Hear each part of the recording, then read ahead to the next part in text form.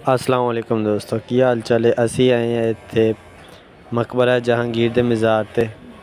इत्थे मस्जिद बनाई गई है तो नाज़रीन तकरीबन इस मस्जिद नूं बने हुए 150 साल दा अरसा गुजर चुका है तो मस्जिद अजें भी अपनी हालत च खड़ी है। इस जगह ते बैठ के उस वेले लोग वज़ू करते सीगे ते तुसीं वेख सकदे हो मस्जिद दा अगला हिस्सा लाल पत्थर